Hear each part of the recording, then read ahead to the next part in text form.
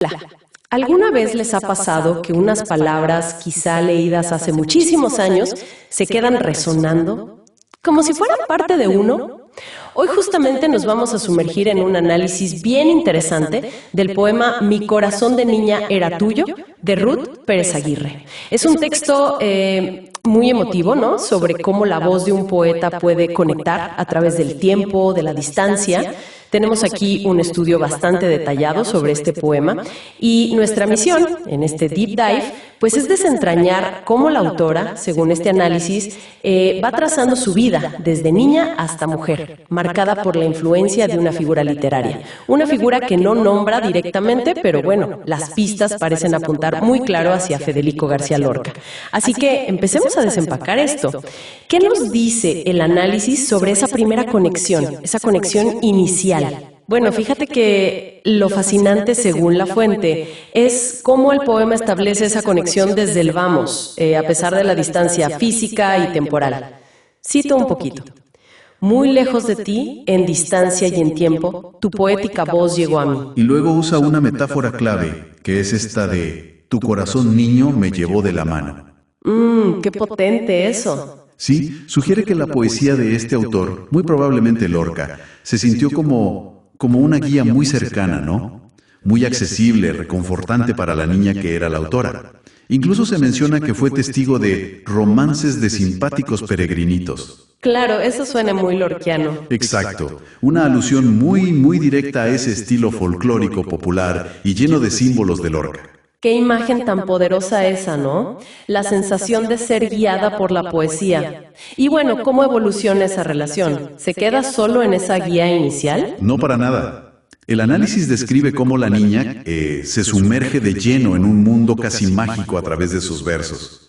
Se citan fragmentos como El lagarto está llorando. Ajá, un clásico. Un clásico.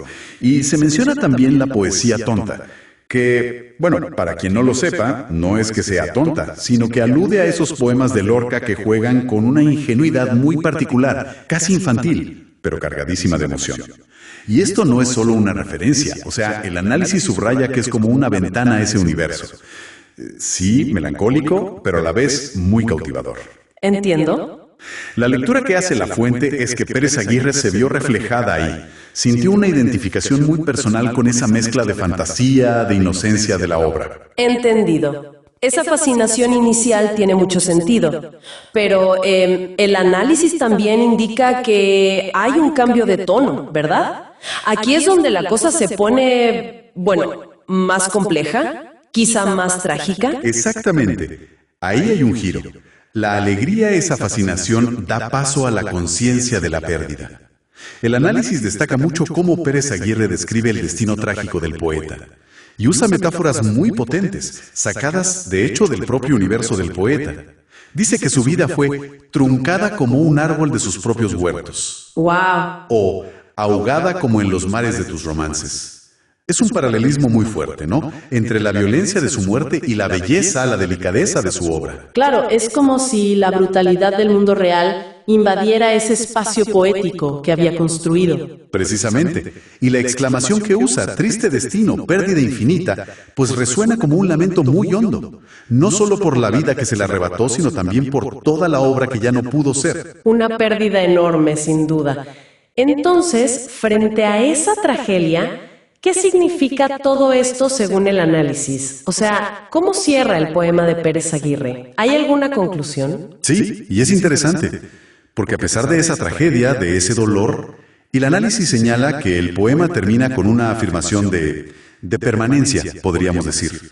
La autora insiste en que el poeta sigue vivo dentro de ella, primero como niña y ahora como mujer, ya adulta. Ajá.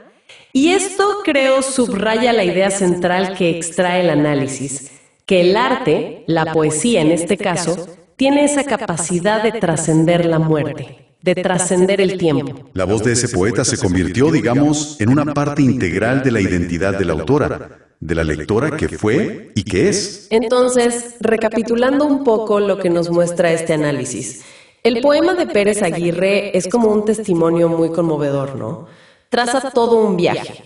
Empieza con esa conexión infantil con la poesía de, bueno, muy probablemente Lorca.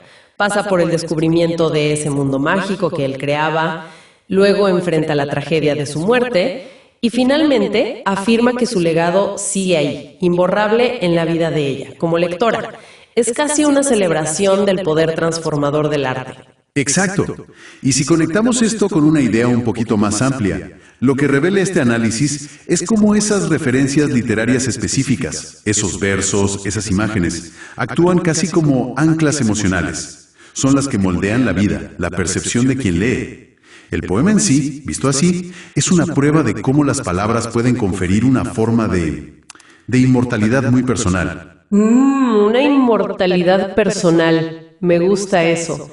Nos deja pensando, ¿no? Quizá para reflexionar. ¿De qué manera las palabras de algún artista leídas o escuchadas quizás hace mucho, mucho tiempo siguen resonando hoy? ¿Cómo forman parte de quienes somos ahora?